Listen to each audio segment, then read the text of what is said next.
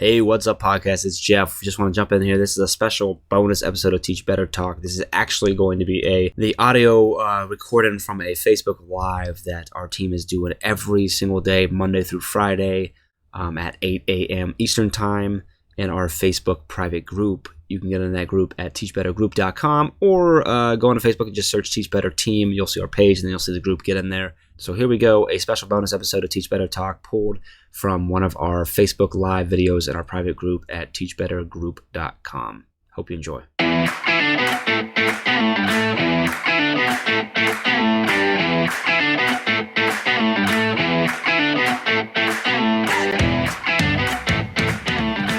April 14th, believe it or not. And I am live here. My name is Jeff. If you don't know me, I've got Mr. Sheldon Akins on with me. Sheldon, super awesome to have you on this morning. We're going to dive into who you are and what you do and everything and really get into your head this morning. I think there's going to be a lot of value here. But I wanted to first jump on, make sure I got to get my phone up, make sure I can see your guys' comments coming in. If you are watching on YouTube or listening on the podcast, obviously this is pre-recorded.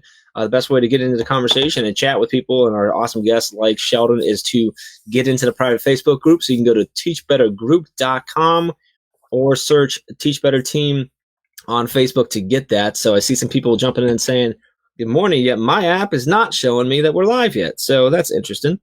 All right, so let me get in here so I can see who is chatting right now. And here we are. Here we go. Let's go.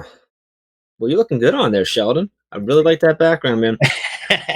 Good morning, Brianne. Good morning, Kelly is on. Joe's watching. All right, good to see you. Joe says, good morning, Jeff. He apparently doesn't want to say good morning to Sheldon, so I'm going to give him trouble. Deborah, good morning. How are you? Good to see you. If you are commenting, always great to throw your name in there. I am watching on my phone, so I can see you. So if you see me looking down, don't worry, guys. I'm not ignoring Sheldon. I'm just looking for you. All right, so it's in there. So if you have a chance, if you have a question, you have something you're struggling with, throw it in the comments. We'll do our best to talk through it. We're gonna get into things here. Sheldon, we first connected, I think, on Twitter. I don't even know when. I'm not even trying to guess. You were fairly early on in the podcast. I don't remember what episode. I really should have looked this up. I should have been better prepared, but I'm not. I think it's 103. 103. I love that you remember that. That's great. I think. So okay, that's not super early on. It's like, right in the smack in the middle of everything. So I think we just finished. I just put out 163, something like that. So you were, right around 100, 103. Really great episode. We chatted. It was really a good one. We enjoyed it. We got along really well. We've been talking more since then. We connected on Voxer. We just stayed in contact. It's been really a pleasure to just always be connected to you. I was excited to bring you in here because of your expertise and your focus so much on equity, and I think how that's being highlighted right now and such an important topic. So I do want to talk about that a little bit too. For those that are participating here in the group, for those that are listening on the podcast, for those that are watching on YouTube right now, would you mind sharing just a little bit about yourself, what's your role in education, where you're at, a little bit about your backstory? You do have a unique role in where you're at and the type of school you teach in. I really like that, and I think it's going to bring a really cool perspective here. Really quick, Joe says, good morning, Sheldon. Sorry, I didn't know your name before Jeff said it. I got you, Joe. Good morning, Jennifer. Morning, Alex. Good morning, Candace. Good to see all of you. Okay, now Sheldon is going to introduce himself. Tell us a little bit about yourself, where you're at, and let everyone just kind of get to know you here.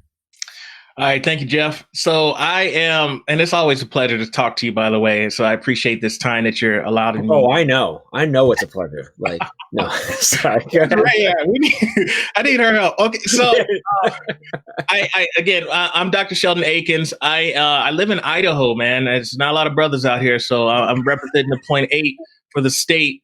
And I work on a reservation, a Native American reservation here. It's called Fort Hall, and I'm a special education director. So great school that I work with. I kind of wear two hats in that sense because it's a small tribal school. So I'm the district level and I'm also the school level special education professional there. Great opportunity. I've been working with the tribes represented for about 4 years now. When I initially came to Idaho, I came finished my doctorate, thought I was supposed to be a professor. So I went and got a job at Idaho State University and realized I really missed the kids. And just recently went back about a year and a half ago to K through 12. And that's working with the tribes full time. I have been working with them kind of part-time-ish through the university as a college and career advisor for a agency called Trio. So that's where how I landed up here, because I never thought I'd end up in Idaho. But so that's what I do by day. And in addition to that, I am the founder of the Leading Equity Center. I also have a podcast, Leading Equity. And that's what I do. So right now we're doing everything online. So webinars, online courses. I actually have a free course available. I know that Teach Better Academy does as well on online teaching. So I have one as well. Mm-hmm. And I really try to stress the equity focus when it comes to how we're providing online learning to our students. So that's, again, available on my website, leadingequitycenter.com. Loving it. Good morning to Brianna, Evan. Evan Whitehead's on. Evan, we just launched his episode just a couple of days ago. Great episode of Teach Better Talk. Evan? All right. Ronnie Reinhardt says, good morning from Ohio. Megan's watching. Adam's watching. Good to see all of you. So where can we get, you did a virtual summit not too long ago, which was so powerful and packed with value and information all around equity. And then the online course, that's all over at the website. You can get to everything from there, right? Yep. Leadingequitycenter.com. Okay. Awesome. Loving it. So, I love, I'm going to have you share the story, because I think anyone who doesn't know you, I think this is a really, a very cool story. Let's real quick. Evan does say, good morning, Jeff and Sheldon, two of my favorite podcast hosts. Great to see both of you together. Oh, I love it, Evan. He's such a good guy. I know, right? Such a good guest.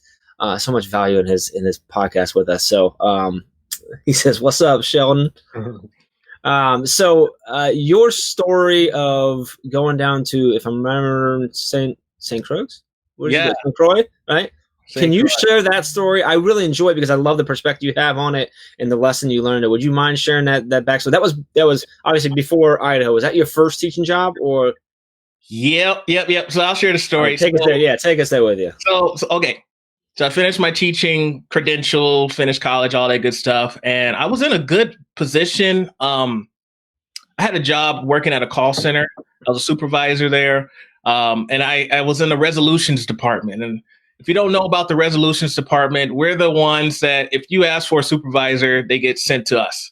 So we always deal with all the worst calls. I want this for free, or blah, blah, blah. I'm getting cursed out day in, day out. It really built me up, to deal with people, because, without that experience, I wouldn't be able to kind of navigate the way I navigate now, just from that customer service oriented perspective. But yeah. I remember sitting at my house with my brother. We're playing video games, and I'm like, I'll be honest with you, I don't really feel like going to work, and they've changed some things around in our job, and it's not looking good. But I spent the whole summer working this job, working it full time, doing overtime. I didn't look for any teaching jobs at all. I'm thinking this, I got my bachelor's, but this is probably what I'll do. And it wasn't going well. And I started thinking, okay, maybe I should look for a teaching job. But it was August at this time, and like all the teaching jobs were gone. And I'm sitting there playing, I want to say I was playing Madden, because that used to be the game. And I'm sitting there playing with my brother, and I get a random phone call from a superintendent in the Virgin Islands. And he's like, yeah, I'm a superintendent out in the Virgin Islands. I just dropped my son off at your college that you just graduated from, and I need a history teacher. Are you interested? I'm like, yes, of course. Well, Virgin Islands, did you say Virgin Islands? And I'm like, yeah, let's go. So I'm on my way over there. I pack my things immediately. I'm out there, and I'm enjoying the island life. It's really cool being in the islands, being Black. I blended in, and it wasn't until I started talking, then people start recognizing, wait a second, you're from the States, you're a Yankee. And I'm like, okay, cool. They found me. But it was one day I got my roommate, he came up to me and said, yo, Sheldon, all of the students here are telling me that you're like the rudest teacher ever. I'm like, what are you talking about? What happened? He's like, what do you say when students ask, say good morning to you, or people say good morning or good afternoon to you, what do you say? And I'm like, yo, what's up? Yeah, how y'all doing? How y'all feeling? What's going on? How you living? Right. And that's how I respond, because that's what I'm used to talking in the States. It's like, no, in our culture, if someone says good morning to you, you say good morning back. If someone says good afternoon to you, you say good afternoon. Whatever they ask, say to you, you say it back to them. That's our culture. And it was that moment that I was like, oh, I would be considered rude. No, to me, I was thinking, I'm being myself, and being myself in this space wasn't appropriate, culturally appropriate. Mm-hmm. And I learned that lesson. And that was like 11 years ago now.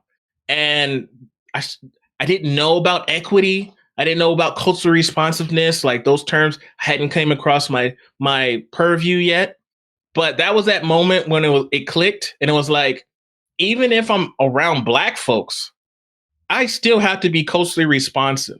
Yeah, I grew up in Texas, and I know all these things and slangs, and I listened to certain music and genres which were similar to the stuff that the students that I was working with at the time were doing. But there was those little pieces of culture that I just didn't have yet. Yeah. And that was the moment where I was just like, okay, I'm all in.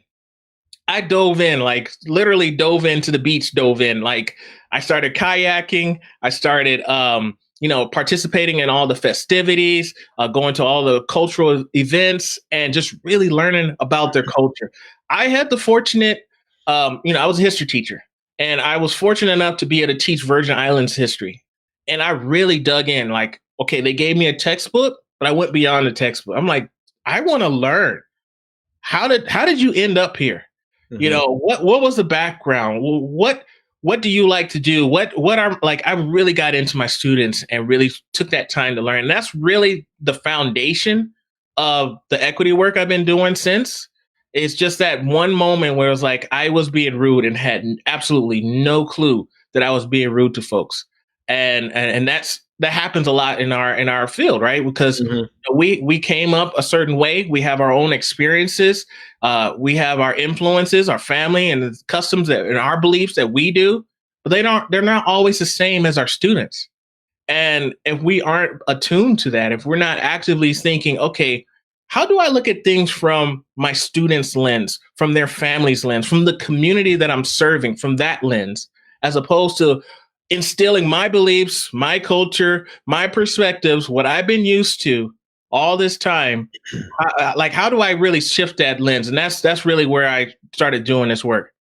I love that. I always enjoy that story of yours. Evan Whitehead says, great story. Cultural competency, cultural responsive, even applies within the same racial ethnic groups. It goes beyond similar physical characteristics, the ability to learn and grow, true growth mindset. So curious. So if you are listening, you're watching on YouTube and you're wondering where the comments are coming from, this is in our private Facebook group. So if you're not here with us live, you need to get into the group, teachbettergroup.com, or search Teach Better Team on Facebook.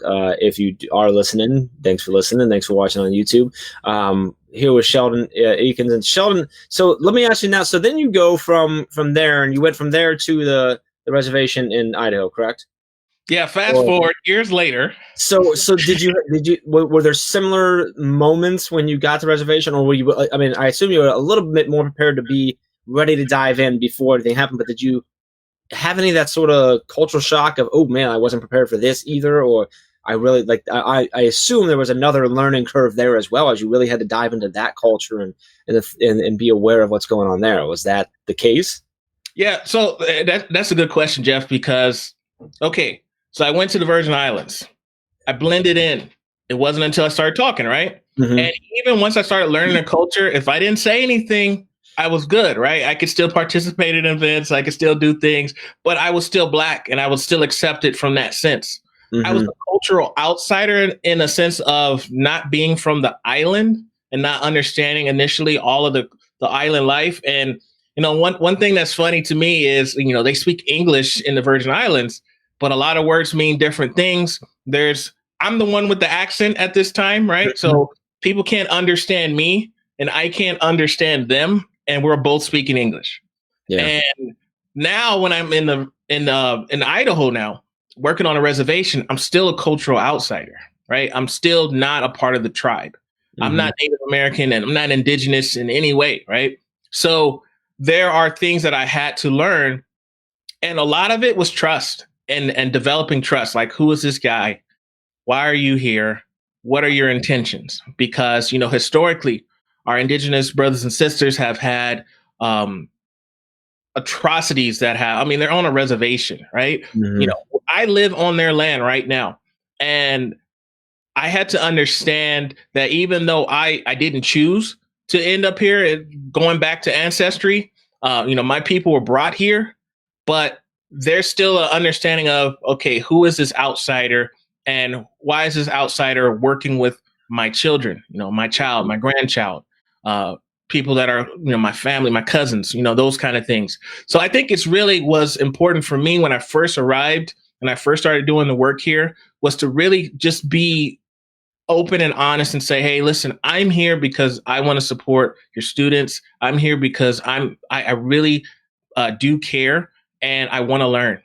And I didn't just instill all of my, this is me, this is Sheldon, accept me for who I am kind of mentality like I did when Mhm. I first went to the Virgin Islands. It was more on how can I learn from you? What are some of the what does this mean? Why are you using cedar? Why are you using sage? What is that? What is this ceremony? Tell me more. And it's been really been impactful for me. I've gone to a lot of powwows which are like if you ever get an opportunity, and I say this to your listeners and those watching, if you ever get an opportunity, especially if you get invited to a powwow, please go. They are some amazing experiences that I've had watching them dance, watching the drum.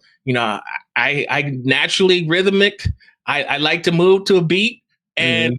and listening to the drums go. I'm having a good time. I'm having really like a lot of fun. I've been invited to be a judge of the powwow dances. And I'm like, I don't know. I don't really know what I'm looking for or where's the rubric?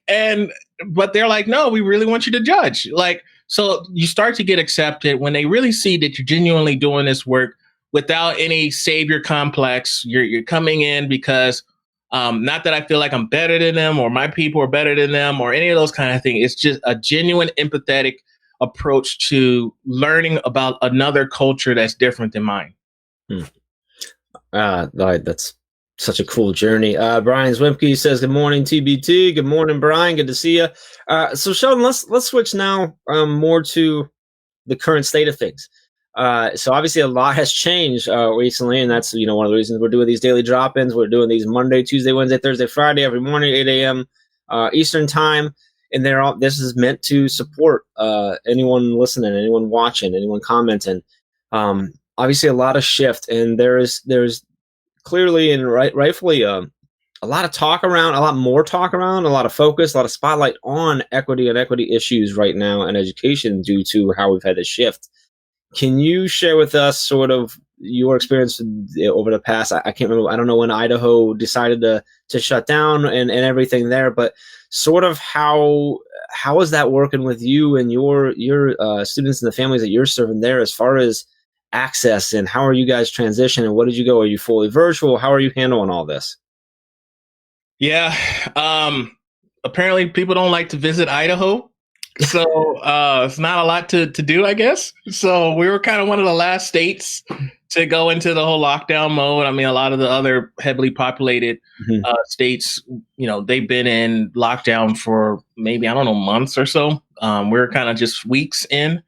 Um, Mhm. so on a reservation, what we have done is, we've opted to do packets, and just because we not everyone does have internet access or devices to accommodate the online learning, so we do have Zooms that we're doing, our teachers are doing, and we also have the Google Classroom that we're working with. But primarily, we're doing packets. As a matter of fact, I think yesterday we just delivered our next set of packets, and when we were in our staff meeting yesterday, our principal was saying, let's move to 10-day packets because some of the challenges with the packets is how do we deliver the packets Yeah. to folks, in addition to the grab and go meals that we're doing, because a lot of our students depend on the free the breakfast and the lunches, and so.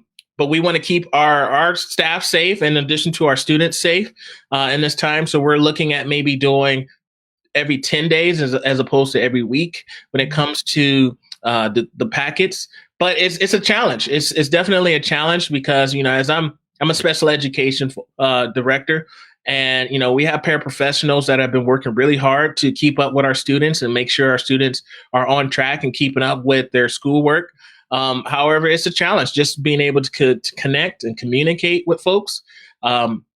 So that, obviously there's some things there that we're all trying to figure out. I'm trying to figure some things out, like how do I do an IEP over the phone? How do I keep my students that have speech language services? How do I keep them with that service and do a teleservice, but they don't have internet? So can that be done over the phone, or can that be done? I don't want the kids to burn up their cell phone data plans with speech language services. If you have occupational therapy or physical therapy, how do we do that? Again, if there's no internet access at the home, and it's not just on the reservation. I mean, we obviously nationwide, worldwide, probably there's a lot of similar challenges that are occurring where we're just trying to figure out how do we support our students who do not have all the resources and everything, the bells and whistles, and they're ready to go.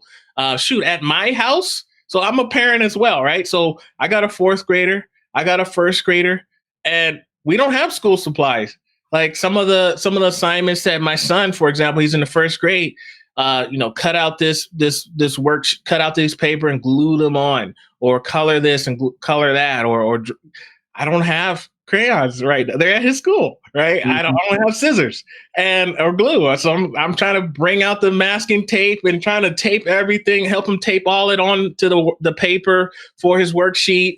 Or I'm trying to just say, look, man, just shade that pencil, man. That's your color right there. Because that's what we have available in the house. Yeah. And so it's not just, where I'm working at, but it's also just our schools, our houses, our families are impacted in this way. And it's a challenge on me. I kind of worry about some of the financial pieces. This is kind of the big focus for me, for a lot of our families, in addition to the special education, English language learners. Those are really, I think, are the ones that are getting hit the most with our low income, special needs, and those kind of things are getting hit the most. Yeah.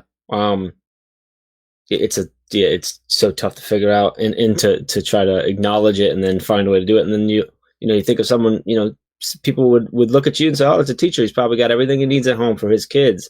And here you're going, man, I don't even have glue. I'm not even ready. You know what I mean? Like you never know where people are, and you got to try to plan for all of that, all the different situations.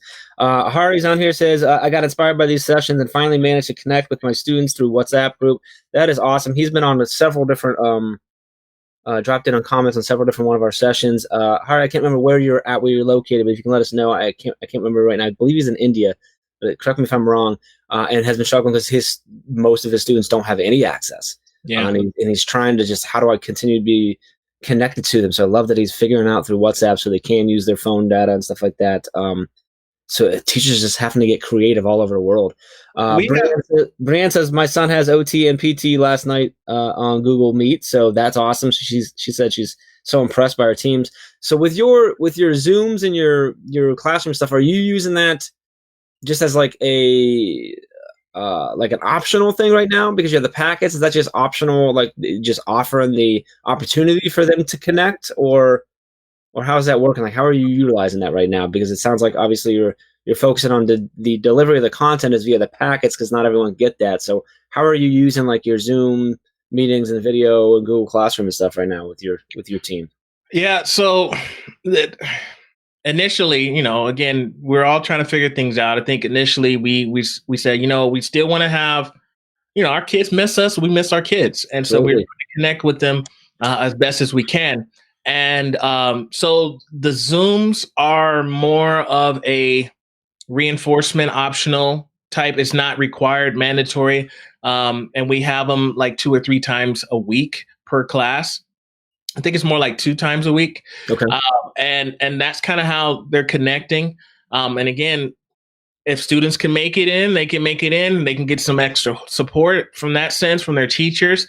But we're not penalizing our students who are not connecting on Zoom. And I think that's a big thing that we have to be mindful of. We're not penalizing students who aren't bringing in their packets because we understand there's so many different variables that are happening that we don't know. Families aren't going to always share with you, this is what I'm dealing with right now because, people are private and they're not necessarily wanting to share these, or talk about it or what's happening at home. And so we're not penalizing students who aren't connecting on Zoom. We're not penalizing students who aren't doing their packets. We're actively providing packets and we're grading what comes in a sense. But those students who aren't bringing it in because maybe they have no device or one device that they're sharing with 3 other siblings, or they don't have a home at this point. We had to keep in mind. So on a reservation, a big source of income is the casino that's here. But the casino has shut down. The hotel is shut down. And those were like primary revenue streams. I mean, they have events, they have concerts at the casino. I mean, they have all these different things that bring in money for the tribes. And when you had to shut all that down and you have a good portion of my students whose parents or guardians work at the casinos and now they're not able to get that same amount of work that they were getting before, that obviously impacts the family. So again, I think one of the things that we have to be mindful of, and the things that we were talking about yesterday in our staff meeting, was we're not going to penalize our students who do not turn in work. It might be frustrating for a teacher when they put all of this package together to go and make the copies, they create the lesson plans. But at the end of the day, the students are on their own. Mm-hmm. They're not necessarily, they don't have the teacher in their class. They're not in a classroom to get the work done and they can, raise their hand. That's not available. Right. So they still have the reading assignments. They have all these things that we're sending home, or math reinforcement. And I could watch a Khan Academy if I have access, but if I don't even know where to go, or if I'm just, again, I need help from a teacher, then, and it's not there. So how can we really say that, okay, well, you get an F because you didn't turn anything in? Yeah. So I think that's really important. On our end, on the special education department side, we have the Remind app and we sent that out initially. It was cricket for like the first week. And we're like, you know what? No one's using this. We need to actively reach out to our students, sitting there waiting by our phones, hoping that someone will send us a text is not the most effective way. We need to actively reach out to our students on our caseload, check in on them, check in with, call the parents, not just call the students, but call the guardians and ask them, hey, how's it going? How's Johnny doing in class? Is he getting his work done? Does he need any help? Does he need support in this subject? And we're actively doing it as opposed to just trying to wait for someone to contact us and reach out to us. Because again, we don't know what's happening at home. And, they may not be able to or may not want to reach out to folks. Mm-hmm. So we have to actively do that and engage with our students in that sense. Yeah, and I think you touched on it several times there is that you don't know what's going on at home. You have no idea. Even a home or a student that appears to have full access and everything that he or she needs may not have the stability at home because they lost their job. They're dealing with who knows what they were already dealing with before all of this, right? Mm-hmm. And so having to keep that in mind is really important. So then are your your grade in what comes in, is that grade in just shifting more of a heavier focus on just feedback versus actual grades and percentages? And we decided yesterday to kind of take the students. So I pitched to them because we were talking about, okay, what do we do with these packets? Because I'm getting some, I'm not getting all of them. What do I do with this? And I pitched to them, I said, listen, let's look at where the students were at prior to us going on break, right? So we looked at the midterms and say, okay, this is where the students were at midterms. And we're going to say pass or fail, or sorry, not pass or fail, pass or incomplete. So if students that were failing their midterms and they bring in their packets and we can grade the work and help them out in their grades, then we'll do that. So that's kind of where we're at now, is kind of looking at students that were kind of behind, or just, just weren't there yet. Maybe they were just right on the edge, or whatever they're able to bring in. That's the work that we're really looking at and saying, okay, how can we help them out with their grade, because they did do this work. And so we're assessing it that way. And again, we're still doing the packets. We're reducing the amount of workload that our students were getting. Again, from the beginning, we're just trying to figure things out. So it was kind of hard to tell how much work do we give in this packet, how much time should be allotted for my class, in addition to the 5 other classes that our students are doing with this packet, and not overwhelming them. Because 5 days worth of work with 6 different classes, that packet can get really thick, right? Oh, yeah. And can be overwhelming to our students, in addition to everything else that they have going on. So we're looking at reducing the amount of work that we're giving. And again, we're being very graceful, very lenient when it comes to what comes back and what doesn't come back. Brian says, learned the other day I could say, hey, Google, play Teach Better Talk or Teach Better podcast. Thanks for being an awesome resource. Thanks for that, Brian. You can say that to Google or to Alexa. Say, hey, Alexa, play Teach Better Talk podcast, and it will play. So that's awesome. Appreciate that. Alex Valensek says, it makes me sad to see teachers out there who are trying to justify penalties or anything right now. We all need to be graceful. I appreciate that, Alex. That's right. And I think we've been hearing, grace just thrown around. That word is being used so much right now. Grace for our students, grace for ourselves, grace for the parents, grace for our admins, which I think is really important for us to continue to focus on.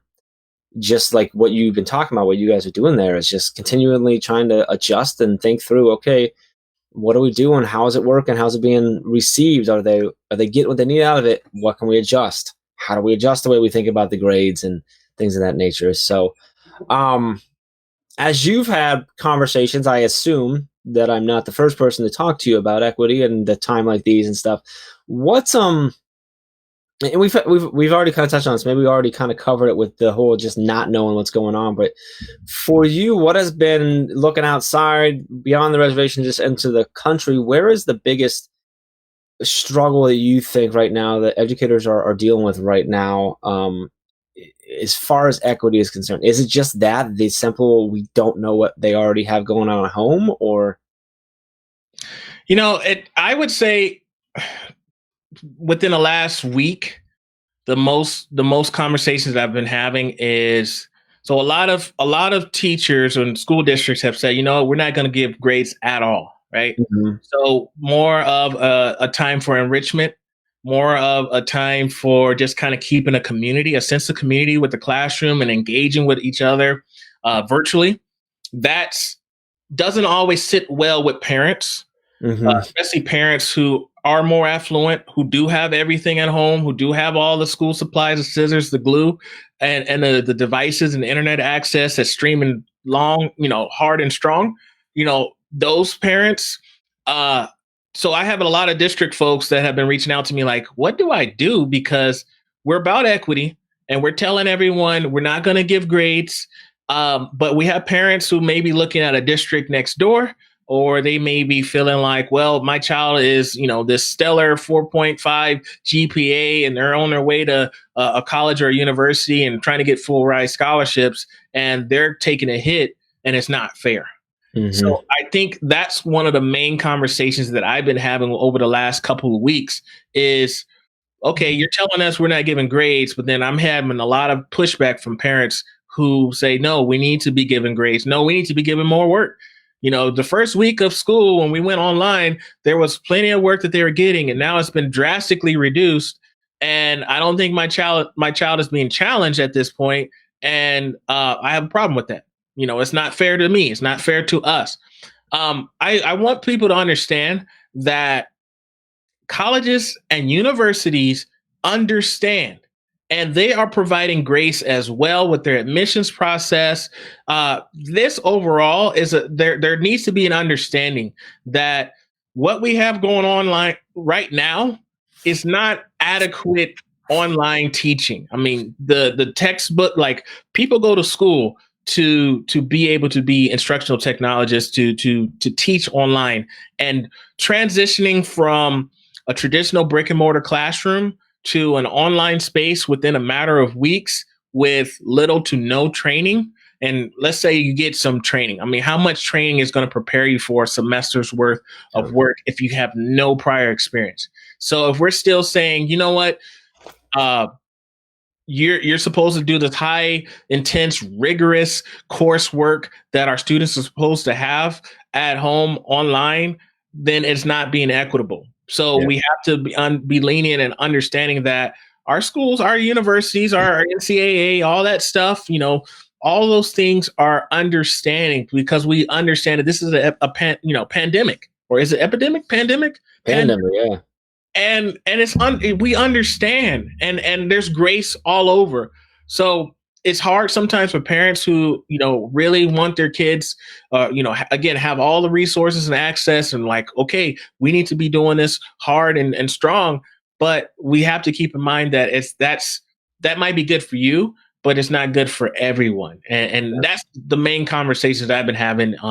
I've read a lot of articles that say don't even give grades. Just don't give grades, not on some, just chop this semester or quarter up as just kind of like one of those things where we just got to let it go. So still provide something to our students to keep them engaged academically and socially, because our students really do need our support. Another conversation that I'm having a lot, Jeff, is what do we do after this? Yeah. Right. Okay. At some point, I don't know when, but at some point, we're going to go back to our classrooms. We're going to go back into our buildings, and our students who have experienced a lot of, months of non-academic support, because we got to think about summer school, right? Students sometimes will get more enrichment or catch up during the summer months where they're physically going into a classroom and doing their summer school work. That may not be there, and we may still be kind of trying to do this virtually. And again, that may not be as adequate.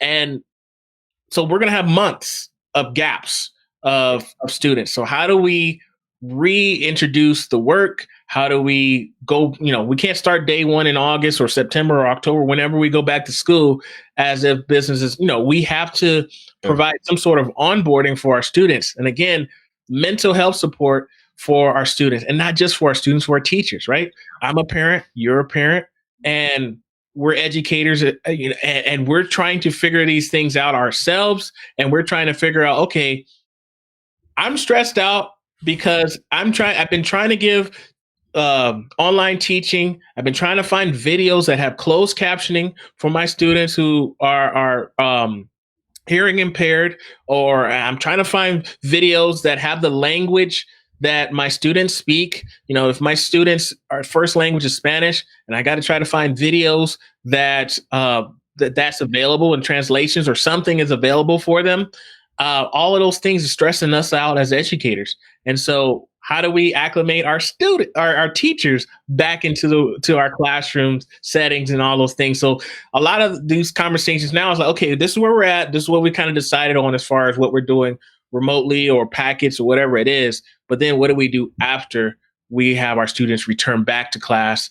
And a lot of questions are out there as far as how does that work? How does that look with all these gaps? Yeah, and I think we've touched on it. Alex mentioned it specifically too. The word grace comes to mind, and that whenever we get back in there, like we have to have grace for our students, for our staff, for us, because there are going to be these gaps, and we need to figure out. We have to allot time, like you said. You can't go back day one as if it's day one, right? It's day, week, month, whatever, of catching up from what is being lost right now, what is being changed right now, what's being felt right now, right? The emotions and the mentality. And the mental fatigue that everyone's going through. We have to address all that, get everyone back to good first, and then start moving on with what needs to go next. And so that's my hope that we do that. Hopefully it's this fall, and we get back to things and we're ready to do it. But I think it's really important. And mentioning the summer school too, like that's such a opportunity a lot of times for students to fill gaps that have already formed without a pandemic, right? So now those are going to be larger, and where are they at, and how do we fill that? How do we get that ready? So we're preparing we're starting to have a lot of conversations now with schools that we work with and people we work with, and we're starting to put together some content support pieces about that. Like, where do we go from here? what does August look like? How do we get back to this? Like, how do we prepare both for everything going back to quote unquote normal come August, September, or what if it doesn't, or what if it does for a little bit and then it changes? How are we prepared for that so that we're ready to face that challenge in whatever many forms it looks like coming in August and beyond? So good morning to the Kaplans, both Jeff and Christy chiming in from Georgia. Good to see you there. So sorry, did you have something else to add there? So I kind of cut you off there. Can I just add? So yeah, go. And here's the thing. I think, obviously a pandemic is not a good thing. However, I think as we're refocusing and start thinking about what we're going to do in the aftermath of all of this, it really could be an opportunity for us to really start thinking about our because do we want to go back to everything that we were doing before? Like, do we want to go back to the traditional systems that we had in place?